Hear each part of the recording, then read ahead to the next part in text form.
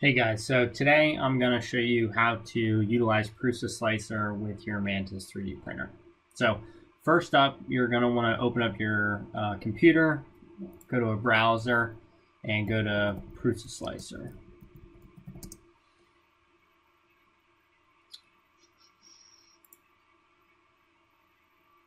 Okay. You're going to find the download page. Okay. I have Windows, so you'll click that, download it, and install. If you have Mac, select Mac. If you have Linux, select Linux. Once installed, you're then going to have an icon on your desktop, so go ahead and open that up. It may take a second. I have version 2.61 of Prusa Slicer. This process should work with every previous version as well. All right, so then we're going to switch back over to our Mantis. So my particular network, I think my Mantis is 1.64. If you connect to the Mantis directly, that URL would be 192.168.4.1. I just have it connected via Wi-Fi to my local network, so I know what IP address it is. Then you go over to download current config. So this is going to download the INI file. That INI file is effectively what your computer is going to use to tell Prusa Slicer all the settings needed to make a print that'll work seamlessly with your Mantis. So download that. Once that's downloaded, go to Prusa Slicer again, File, and then we're going to import config. And we're going to head over to wherever you put that INI file from your Mantis, open. You'll see then that all of a sudden the settings on this side all change to that new _ custom.ini name. Select the expert button, so that shows me all the different settings that Prusa Slicer offers, but things that I'll notice right away is that it changed a bunch of settings to mimic that of the Mantis.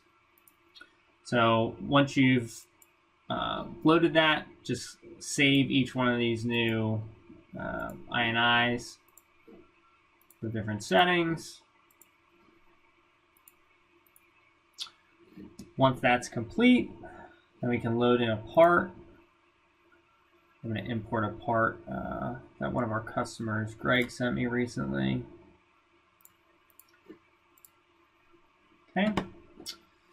So now the part's loaded in Prusa Slicer. If you have questions about all the buttons on Prusa Slicer, there's a bunch of videos on YouTube. Please just Google away on Prusa's website. But to slice, you just click Slice Now. It'll slice it.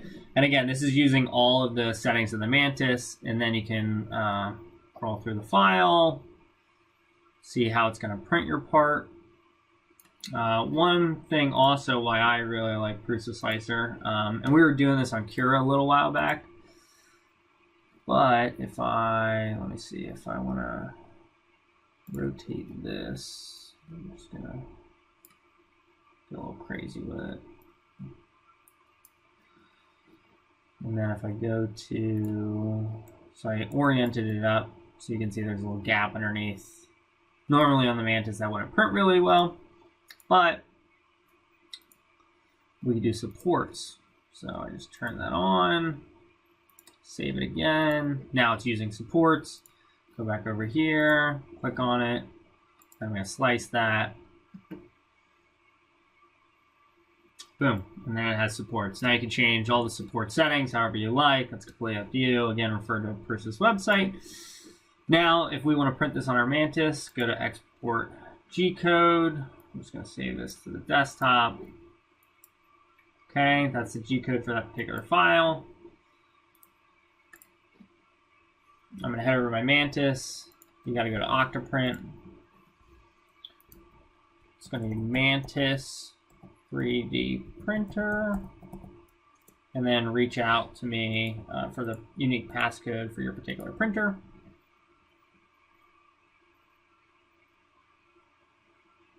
That'll open here in a second. Okay, perfect. Our particular printer is already heated up. And you're gonna, on the Octoprint window, you're gonna go down, click upload. Go to your desktop where you saved that G-code file, click the G-code file.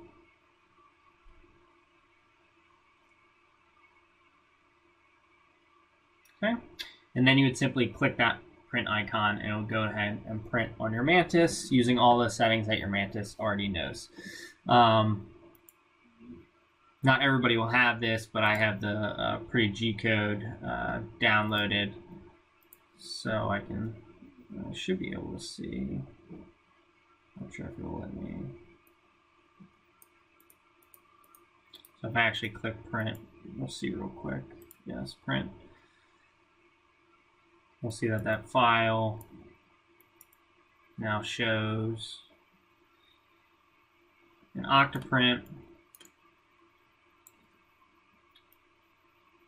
And you can see how it would print by your Mantis. So that's how you print parts on your Mantis using Prusa Slicer. Thanks for stopping by.